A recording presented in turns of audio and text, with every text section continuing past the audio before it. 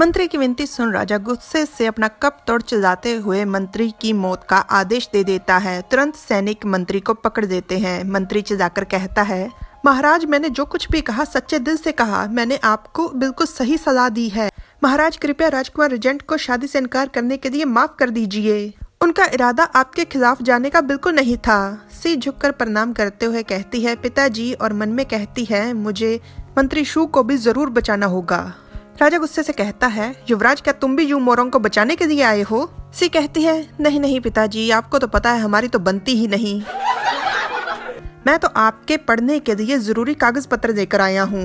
राजा के सामने उसके भी कद से 2 गुना ऊंचा पहाड़ सी कागज पत्र का लगा देती है। राजा हैरानी से कहता है, ये तो अनगिनत है, क्या मंत्री और अधिकारियों ने इसका कुछ नहीं किया? सी कहती है, पिताजी गुस्सा मत कीजिएगा, पर जो अभी अभी मंत्री शू यहाँ से गए हैं वो बहुत ही समझदार और वफादार हैं। आप उन्हें ये काम क्यों नहीं सौंप देते?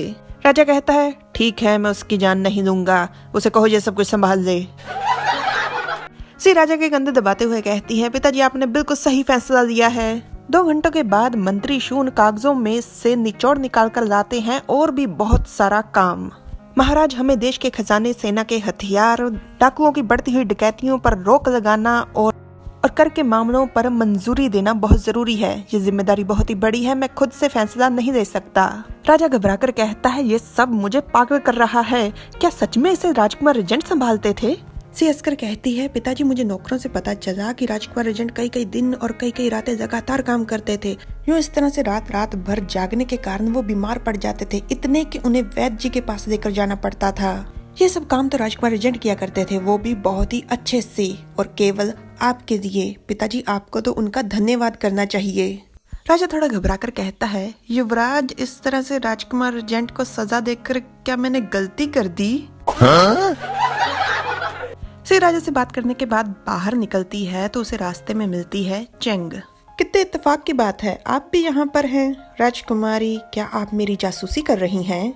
युवराज, आप पक्का मजाक कर रहे हैं ना? मैं तो यहाँ से गुजर रही थी तो सोचा पिताजी को मिलती चलूं। वैसे युवराज, आपका रंग क्यों उड़ा हुआ है? पिताजी आपको बिल्कुल पसंद नहीं करते, आपको उनसे ऐसे रोज रोज नहीं मिलना चाहिए। उनसे कम मिला कीजिए ताकि उन्हें कम गुस्सा आए, है ना? सी हंसते हुए कहती है, ओ पिताजी मुझे पसंद नहीं करते, ये बात मुझे कभी क्यों नहीं पता चली?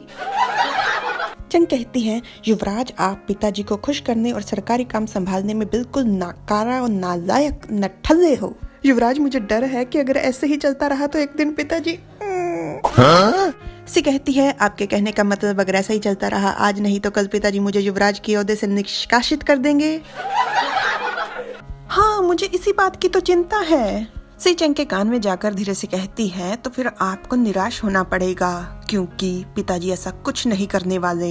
चंग घबराते हुए अपने हाथ से ना का इशारा करते हुए कहती है, युवराज आप पक्का मजाक कर रहे हैं ना? मैं भला निराश क्यों होंगी? ये तो बहुत ही अच्छी बात है कि आपने खुद में सुधार लाया है। सी कहती है, रुकिए, किंग युआन महल के फूल सच में कितने खूबसूरत हैं। चंग कहती है, हाँ है तो सही, और मन में कहती है, ये अचानक से इन बेकार फूलों की बातें क्यों करने लग गया? सी एक फूल तोड़ चंग की तरफ करते हुए कहती है, ये लीजिए मेरी तरफ से तोहफा। आप कब से एक्टिंग कर रही हैं? मैं दावे के साथ कह सकता हूँ आप पक्का थक गई होंगी। लीजिए मैं आपके बालों में लगा देता हूँ। ये कैसे हंसते हुए चंग के बालों में फूल लगाने लग जाती है और चंग कहती है, एक्टिंग? ये आप क्या कह रहे हैं? मैं समझी नहीं। सी कहती है, अच्छा आप समझी नहीं, ये फूल बहुत ज्यादा जहरीले हैं, बिल्कुल आपकी तरह। चंग फूल फेंकते हुए कहती हैं, आप क्या जहरीले? तुम घटिया शैतान, पहले तुमने मुझसे राजकुमार रिजेंट को दूर करने की कोशिश की, अब मुझे जहर देने की।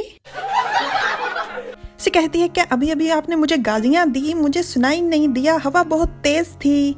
चंग रोते हुए कहती है, युवराज आपके मन में पक्का मेरे लिए बहुत ज्यादा नफरत होगी, पर कृपया मुझे इस तरह से परेशान मत कीजिए। सी उससे भी ज्यादा जोर जोर से रोते हुए कहती है, चंग कृपया मुझसे नफरत मत करो, मैं तुम्हारा बड़ा भाई हूँ, मैं हमेशा तुम्हारा भला ही चाहता हूँ। सी मन में कहती है, एक्टिंग करो करो और ज्यादा करो। चंग की बाजू पकड़कर कहती है, चंग क्या ऐसा हो सकता है कि मेरे हाथ पर भी जहर जग गया हो? क्या पता। चंग तुरंत अपना हाथ खींच चिल्लाते हुए कहती है, मुझे छुओ मत तुम गंदे चूहे, मुझे तुमसे घिन आ रही है, मुझे छुओ मत। उसके चिल्लाने की आवाज सुनकर राजा वहाँ पर आ जाता है और कहता है, ये सब हो क्या रहा है?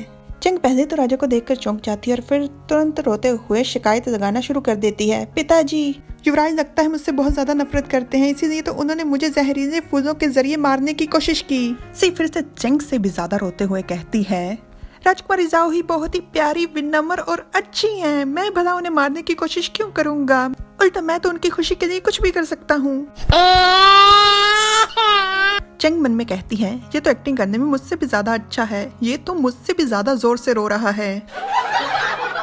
पिताजी, आप खुद ही इन खूबसूरत फूलों को देख लीजिए, ये बिल्कुल भी हानिकारक नहीं है। राजा सी के हाथ से फूल पकड़ कहता है, जांचने की कोई जरूरत नहीं, ये किंग जुआन महल के फूल हैं, जहाँ मैं रहता हूँ, और जहाँ पर राजा रहता है वहाँ पर कोई जहरीले फूल नहीं उगाते। चेंग, तुम्हें हो क्या गया है? युवराज पर इस तरह का इल्जाम लगाना कि वो किसी को जहर देना चाहता है, ये बहुत ही बड़ा अपराध है। राजा के डांटने के बाद चेंग घबराकर कहती है, पिताजी मुझसे गलती हो गई, मेरा ये मतलब नहीं था, मैं तो बस युवराज के साथ थोड़ा मजाक कर रही थी। राजा ने चेंग को इसलिए डांटा कि चेंग को इतनी साधारण सी बात के बारे में पता नहीं कि राजा के महल में जहरीले फूल नहीं उगाए जाते।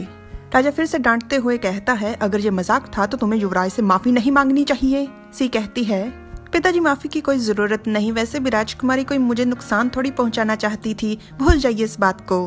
राजा कहता है, युवराज तुम बहुत ही अच्छे और विनम्र हो, पर राजकुमारी को माफी मांगनी चाहिए, यही शिष्टाचार है। चेंग झुककर कहती है, युवराज मुझे माफ कर दीजिए, मुझसे गलती हो गई, मुझे लगा कि आप मुझे जहर देना चाहते हैं, मुझे माफ कर दीजिए, मुझे ऐसी गलती नहीं करनी चाहिए थी। और चिढ़कर मन में कहती है, तुमने मुझसे माफी मंगवाई, बस देखो मैं करती क्या हूँ, मैं इसका हिसाब जरूर बराबर करूंगी।